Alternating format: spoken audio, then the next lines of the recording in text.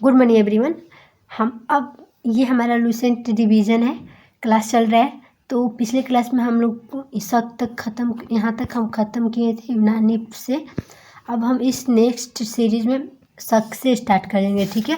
तो शक के बारे में मेनली बता दें, यूनानी के बाद शक आए थे, यानी जब भी यूनानी के काल खत्म होंगे तो शक से स्टार्ट हो गया, ठीक है। शक के 5 शाखाएँ थी, यानी हर शाखा की राजधानी भारत अफगानिस्तान में अलग अलग भागों में थी, ठीक है। जो पहली शाखा ने जो अफगानिस्तान हो गया, दूसरी शाखा ने जो पंजाब हो गया, शाखा हो गया हमारा पंजाब, जिसकी राजधानी कहाँ थी, तहसीला थी, ठीक है। तीसरी शाखा ने मथुरा हो गया, चौथी शाखा ने पश्चिमी भारत हो गया, पांचवी शाखा ऊपरी दक्कन प्रभुत्व स्थापित किया, ठीक है। अब प्रथम शक कौन था, वो हमारा मो था। कौन था, मो था।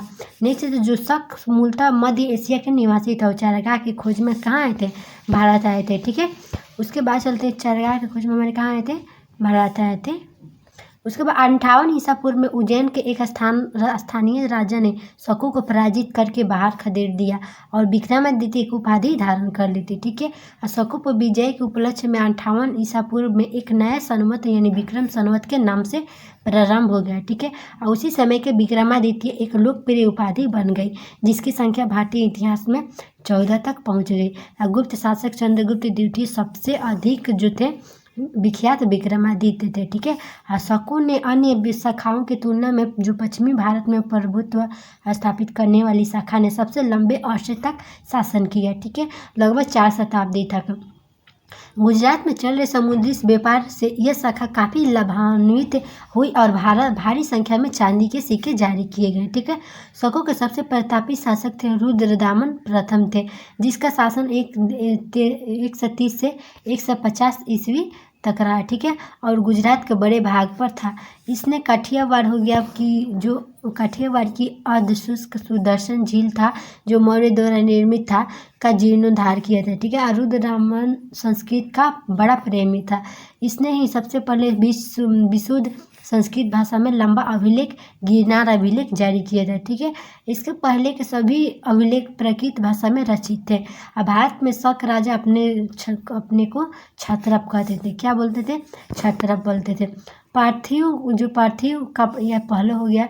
पश्चिमोत्तर भारत में शकों के आधिपत्य के बाद पार्थियाई यानी लोगों का आधिपत्य हुआ। सबसे प्रसिद्ध पार्थियाई राजा कौन थे, गोंडोफनिस थे।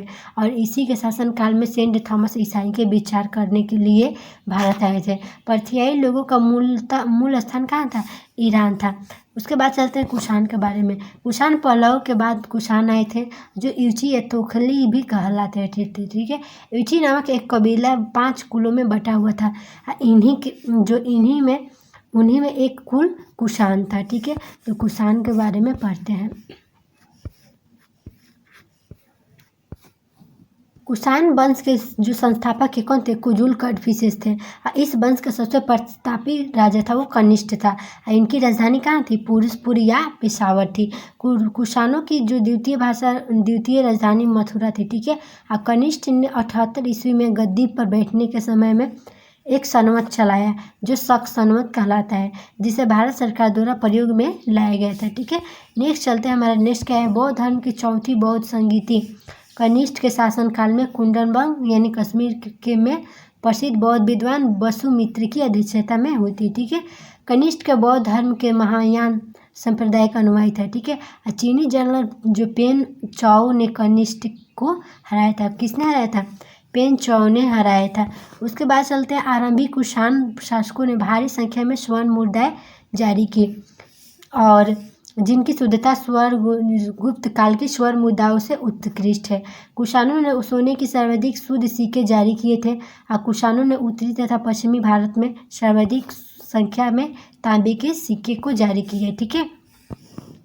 उसके बाद कनिष्ठ का राज्य वेद यायुर्वेद का विख्यात विद्वान चरक था, ठीक है, जिसने चरक संहिता की रचना की थी। महाविभास सूत्र की रचना वसुमित्र है। इसे ही बौद्ध धर्म का विश्वकोश कहा जाता है। कनिष्क के राजकवि अश्वघोष ने बौद्धों के रामायण बुद्धचरित की रचना की थी। वसुमित्र, पार्श्व, नागार्जुन, महाचेत, संरक्ष और भी कनिष्क के दरबार के विभूति थे। ठीक है, उसके बाद चलते उसके बाद भारत का आइंस्टीन थे। कौन थे? नागार्जुन को बोला जाता था। इनकी पुस्तक माध्यमिक सूत्र, इस पुस्तक में नागार्जुन ने सापेक्षता का सिद्धांत का प्रस्तुत किया था। ठीक है, कनिष्क की मृत्यु 102 में ईस्वी में हो गई थी। कुषाण वंश का अंतिम जो शासक था वसुदेव था। और उसके बात करें तो कुषाण राजा देवपुत्र कहलाते थे। ये उपाधि कुषाणों ने चीनियों से ली थी। किससे ली थी? चीनियों से ली थी। गांधार शैली एवं मथुरा शैली का विकास कनिष्क के शासनकाल में हुआ। मथुरा संग्रहालय में कुषाण कालीन मूर्तियों का संग्रह अधिक मात्रा में है। यानी गांधार कला के लिए तक्षशिला प्रसिद्ध है। रेशम मार्ग हो गया, मार्ग पर नियंत्रण रखने वाले शासकों में सबसे प्रसिद्ध कुषाण थे। ठीक है, कुषाण साम्राज्य में मार्गों पर सुरक्षा का प्रबंध था। रेशम मार्ग का आरंभ कनिष्क ने कराया था। रेशम बनाने की तकनीक का आविष्कार सबसे पहले कौन किया था? चीन किया था। ठीक है, उसके बाद चलते हैं कुषाण काल में सबसे अधिक विकास वास्तुकला के क्षेत्र में हुआ और इस काल में बुद्ध की खड़ी प्रतिमा का निर्माण हुआ। संगम काल की बात करते हुए ऐतिहासिक युग प्रारंभ में दक्षिण भारत का क्रमबद्ध इतिहास हमें जिस साहित्य से प्राप्त होता है वो हमारा क्या है? संगम साहित्य है। ठीक है, संगम साहित्य शब्द का अर्थ परिषद अथवा गोष्ठी होता है, जिनमें तमिल कवि एवं विद्वान एकत्र होते थे। प्रत्येक कवि अथवा लेखक अपनी रचनाओं को संगम के सक्षम प्रस्तुत करता था। ठीक है, उसके बाद चलते हैं इसकी स्वीकृति प्राप्त हो जाने के बाद भी किसी भी रचना का प्रकाशन संभव था। ठीक है, कवि और विद्वानों के परिषद के लिए संगम नाम का प्रयोग प्रथम 7वीं सदी प्रारंभ में शैव संत नैनार यानी तिरुनाबुक जो रस्सु अपार ने किया था। परंपरा के अनुसार जो अति प्राचीन समय में पांडव राजाओं के संरक्षण में कुल 3 संगम आयोजित किए गए। ठीक है, इनके संकलित साहित्य को ही संगम साहित्य की संज्ञा प्रदान की गई। उसके बाद चलते हैं हमारे उपलब्ध में साहित्य का विभाजन 3 भागों में किया गया था। ठीक है, जो पथु पातु हो गया, इथु थोके हो गया और पदिनेन यानी किल कनुक हो गया। ठीक है, और तिरुवल्लुवर जो कृत था वो कुराल जो तमिल साहित्य का एक आधारभूत ग्रंथ था बताया गया। इसके विषय में जो त्रिवर्ग आचार शास्त्र, राजनीतिक हो गया, आर्थिक जीवन का परिणय संबंधित है। ठीक है, नेक्स्ट चलते हैं। उसके बाद जो मेनली जो संगम साहित्य होता है 3 हुआ था। ठीक है, पहला जो मदुरा स्थान पर होता है, दूसरा कपाटपुरम अल्लेवाई जो नहीं समुद्र में विलीन है हो गया है। ठीक है, तीसरा मदुरा में हुआ था। ठीक है, इनके प्रथम जो संगम का देश थे अगस्त थे, दूसरे के अगस्त थे, तीसरे के नकीरर थे। और इनसे संबंधित कुछ ग्रंथ थे जो अक्टियम यानी परिपदल, मधुनराई, मुदुकुरुकु और तथा कलारी अवीरी, इनमें जो कोई भी इनमें उपलब्ध नहीं है। ठीक है, यानी प्रथम संगम में। ठीक है, तोक्लापियम जो तमिल व्याकरण रचनाकार तोक्लापियर है। ठीक है, उसके बाद चलते हैं जो नेटू नथोके यानी कुरु नथोके, नत्रिनई और एनकुरु भूरु, परिपादल, कुथु, वरी, पेरिसई तथा सितरईसी। ठीक है, आदि यानी तीसरा संगम काल का ये है ग्रंथ। जो इलांगो कृत शिल्पादिकरम एक उत्कृष्ट रचना है जो तमिल जनता में राष्ट्रीय काव्य के रूप में मानी जाती है। ठीक है, इसमें कावेरी पट्टम के जो कोलम इसने पत्नी कन्नगी एवं नर्तकी माधवी की प्रेम कहानी है। ठीक है, मदुरा के बौद्ध धर्मावलंबी व्यापारी लय सतनार ने मणि मेकलय की रचना की थी। ठीक है, इसमें राजकुमार उदय कुमारम मणि मेकलय को कोलम हो गया और नर्तकी माधवी की पुत्री की प्रेम कहानी है। ठीक है, इस ग्रंथ की कहानी दार्शनिक शास्त्रार्थ संबंधी बातों के लिए बनाई गई। इसका महत्व मुख्यतः धार्मिक है। नीलकंठ शास्त्री के अनुसार यह बुद्ध हो गया, बुद्ध लेखक दिंडनाथ 5वीं शती के कीर्ति न्याय प्रवेश पर आधारित है। ठीक है, जीवक चिंतामणि संगम काल के बहुत बाद की रचना है। इसकी रचना का श्रेय जैन भिक्षु तिरुतक देवर को दिया जाता है। कहा जाता है कि तिरुतक जो देवर पहले चोल राजकुमार थे जो बाद में जैन भिक्षु बन गए थे। ठीक है, संगम साहित्य में हमें तमिल प्रदेश के 3 राज्यों चोल, चेर तथा पांडु का विवरण मिलता है। ठीक है, उत्तर पूर्व में चोल, दक्षिण पश्चिम में चेर तथा दक्षिण पूर्व में पांडु स्थित है। उसके बाद चलते संगम युगीन राज्यों में सर्वाधिक शक्तिशाली चोलों का राज्य था। यह पेनार तथा दक्षिण बेलारू नदी के बीच से था। ठीक है, इसका सबसे प्रतापी राजा जो करिकल था। करिकल के ब्राह्मण मतान्विक था और इसे ब्राह्मण धर्म के राजकीय संरक्षण प्रदान किया था। पुहार पतन का निर्माण इसी के समय हुआ था। इसने कावेरी नदी के मुहाने पर बांध बनवाया था और सिंचाई करने के लिए नहरों का निर्माण करवाया था। पेरुनानु पादे में करिकल को संगीत सप्त स्वरों का विशेषज्ञ बताया गया है। ठीक है, उसके बाद चलते हैं संगम युग का दूसरा राज्य चेरो था, जो आधुनिक केरल प्रांत में स्थित है। इस राज्य के कुछ प्रमुख राजा हुए उदयिरिचिरल हो गया, लगभग 130 में नेदुचिरल हो गया, 155 एवं सेन।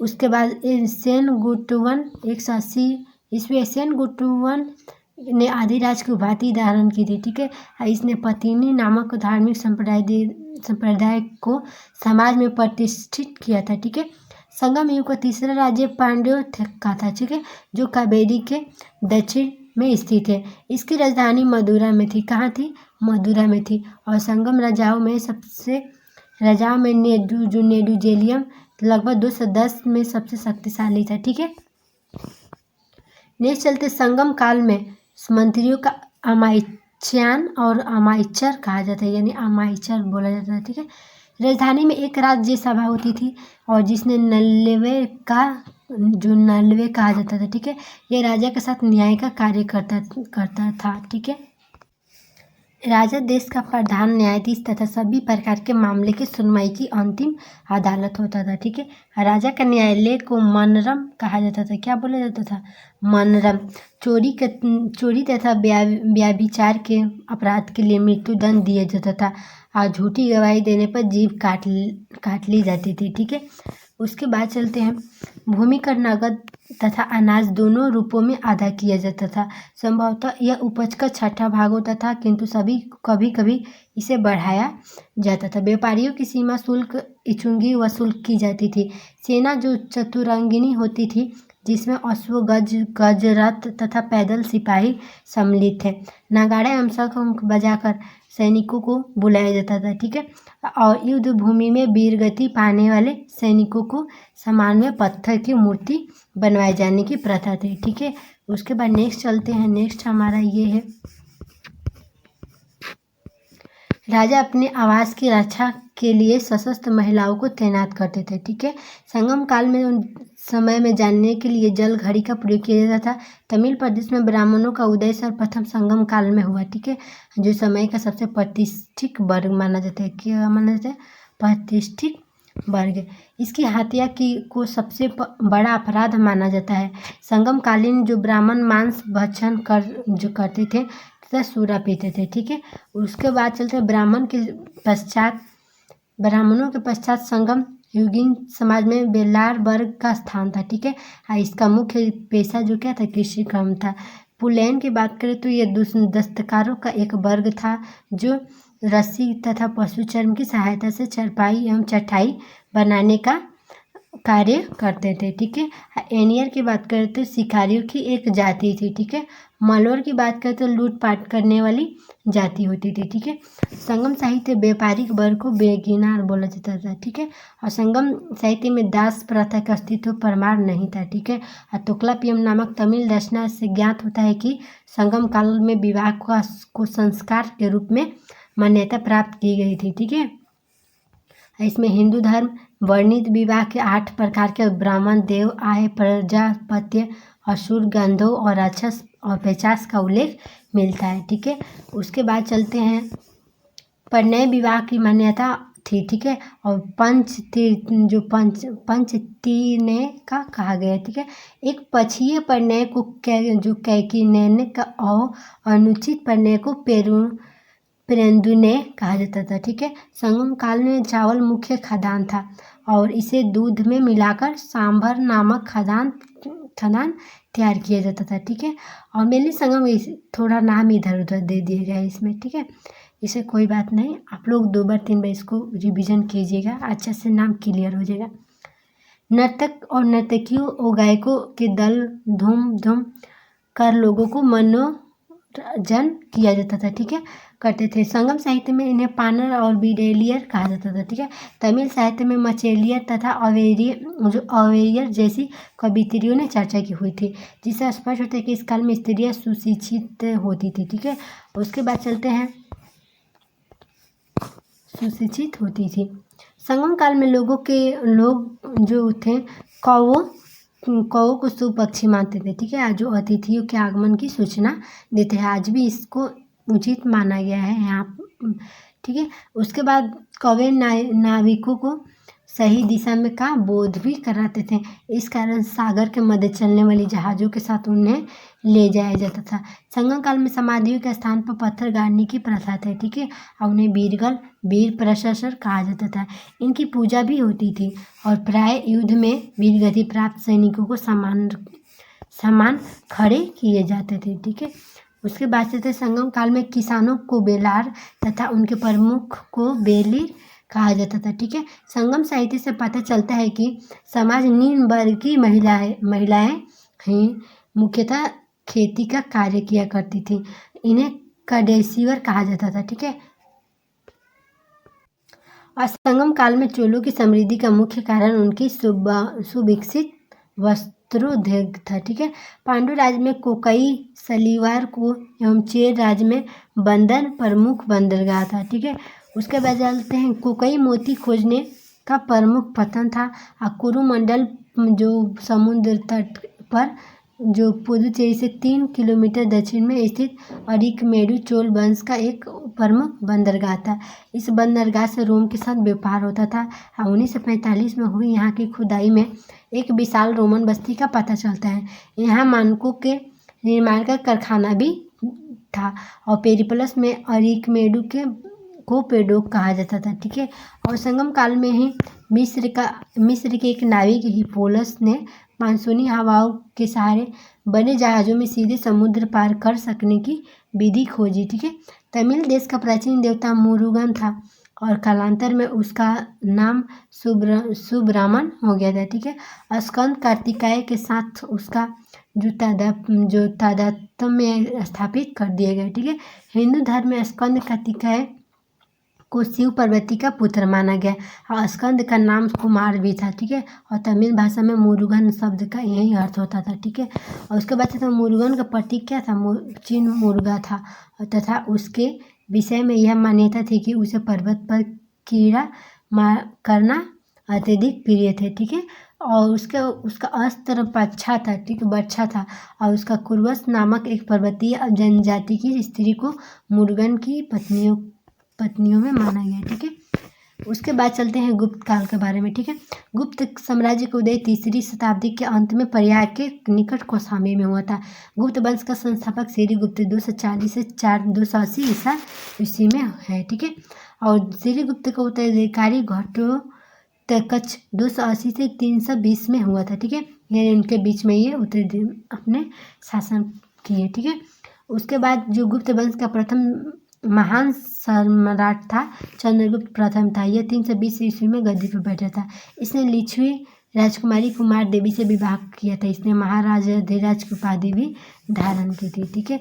गुप्त संवत 319 से 320 ईस्वी शुरुआत चंद्रगुप्त प्रथम ने की थी। चंद्रगुप्त प्रथम का उत्तराधिकारी समुद्रगुप्त हुआ और 355 ईस्वी में राजगद्दी पर बैठा था, ठीक है। इसने आर्यवत के 9 शासकों यानी दक्षिणावत के 12 शासकों को पराजित किया। इन्हीं विजय के कारण इसे भारत का नेपोलियन कहा जाता था, ठीक है। उसके बाद चलते इसने अश्वमेघ यज्ञ और विक्रम कंद एवं परम भागवत की उपाधि धारण की, ठीक है। और उसके बाद कविराज की भी उपाधि इसी ने धारण की थी। परम भागवत की उपाधि धारण करने के लिए प्रथम गुप्त शासक कौन था, समुद्रगुप्त था, ठीक है। उसके बाद चलते हैं हमारा समुद्रगुप्त विष्णु का उपासक था। समुद्रगुप्त संगीत का प्रेमी था। ऐसा अनुमान उसके सिक्कों पर उसे वीणा वादन करते हुए दिखाए जाने से लगाया गया। समुद्रगुप्त का दरबारी कवि हरिसेन था, जिसने इलाहाबाद प्रशस्ति लेख की रचना की थी। समुद्रगुप्त का उत्तराधिकारी चंद्रगुप्त द्वितीय था, जो 380 में राजगद्दी पर बैठा था। ठीक है। चंद्रगुप्त द्वितीय के शासनकाल में चीनी यात्री कौन आया था? फयान आया था। शकों पर विजय उपलक्ष्य में चंद्रगुप्त द्वितीय ने चांदी के सिक्के चलाए। असाप चंद्रगुप्त द्वितीय का राज कवि था। चंद्रगुप्त द्वितीय के शासनकाल में पाटलिपुत्र एवं उज्जैनी विद्या के प्रमुख केंद्र थे। ठीक है। अनुसूची के अनुसार चंद्रगुप्त द्वितीय के दरबार में 9 विद्वानों की एक मंडली निवास करती थी, जिसे नवरत्न कहा जाता था। महाकवि कालिदास संभवतः इसमें अग्रगण्य थे। ठीक है। कालिदास के अतिरिक्त इन्हें धन्वंतरि, जो छपनक और फलित ज्योतिष के विद्वान थे। ठीक है। उसके बाद चलते अमर सिंह हो गए, वो कोशाकार और शंकु वास्तुकार। वेताल भट्ट जो घट पकड़ वरा में भूगोल, खगोल विज्ञान एवं बरूची जैसे विद्वान थे। ठीक है। चंद्रगुप्त द्वितीय के संधि विग्रही सचिव बीरसेन स्वयंतांबली थे। ठीक है। जिसने शिव की पूजा के लिए उदयगिरी पहाड़ी पर एक गुफा का निर्माण कराया था। बीरसेन व्याकरण, न्याय मीमांसा एवं शब्द प्रकांड पंडित तथा एक कवि भी थे। ठीक है। उसके बाद चलते हैं चंद्रगुप्त द्वितीय के उत्तराधिकारी कुमारगुप्त प्रथम था। गोविंद गुप्त 415 से 454 में हुआ था। ठीक है। नालंदा विश्वविद्यालय की स्थापना कुमारगुप्त ने की थी। कुमारगुप्त प्रथम का उत्तराधिकारी स्कंदगुप्त जो 455 से 467 में इनका शासनकाल चला।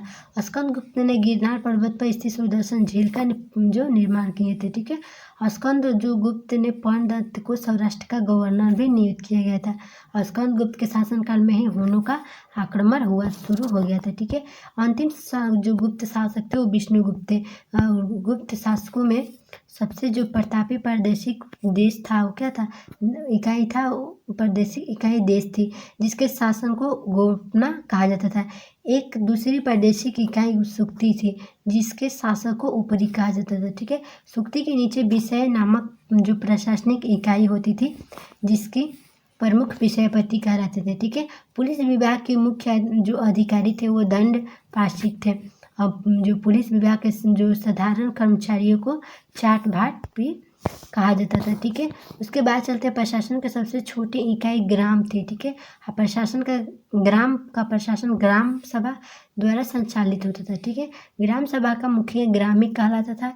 अन्य जो सदस्य थे वो महतर कहलाते थे। क्या कहलाते थे? महतर कहलाते थे। उसके बाद चलते हैं